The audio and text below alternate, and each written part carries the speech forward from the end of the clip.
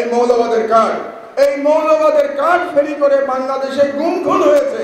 সাম্প্রদায়িকতা কি কেবলমাত্র মুসলমানদের মধ্যে? অন্য ধর্মের সাম্প্রদায়িকতা নাই? আমি ব্যক্তি মাহমুদুর রহমান এখন যেটা বলতে পারবো, আমি কোনো দলীয় সরকারের অধীনে গেলে আমি বলতে পারবো না, কারণ আমার কথা তখন সরকারের কথা। তা আমি জানতে চাই, বাংলাদেশে মৌলবাদের উত্থান ইফতেখারুজ্জামান কোথা থেকে দেখলেন আবার নতুন করে? এই একই বয়ান দিয়ে বাংলাদেশে ফ্যাসিবাদ প্রতিষ্ঠা হয়েছে। শেখ হাসিনা 16 বছর ফ্যাসিস্ট শাসন চালাতে পেরেছে, এই মৌলবাদের কার্ড ফেরি করে তারা চালাতে পেরেছে। এই মৌলবাদের কার্ড, এই মৌলবাদের কার্ড ফেরি করে বাংলাদেশে গুম খুন হয়েছে। এই মৌলবাদের কার্ড ফেরি করে বাংলাদেশে আয়নাঘর হয়েছে।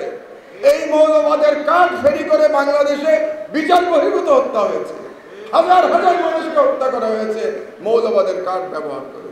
আপনি ইফতেখারুজ্জামান এই সরকারের আমলে আবার আপনি মৌলবাদের কার্ড ফেরি করছেন। আপনার উদ্দেশ্য কি?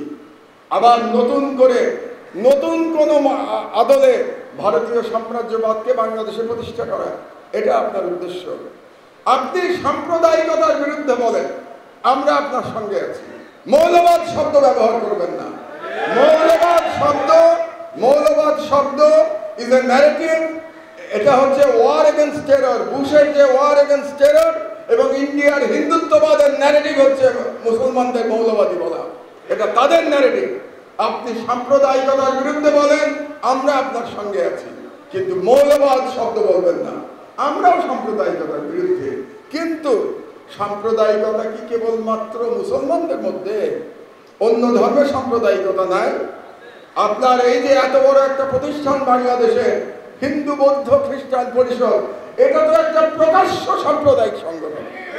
তাহলে তার বিরুদ্ধে তো আপনি কখনো বলেন না।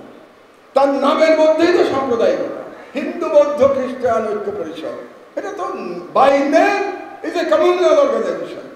আপনি সকল সাম্প্রদায়িকতার বিরুদ্ধে বলেন, আমরা আপনার সঙ্গে আছি। কাজে আমি সরকারকে সাবধান করতে চাই, সতর্ক করতে চাই, মৌলবাদের কার্ড আবার নতুন করে খেলবেন না বাংলাদেশে।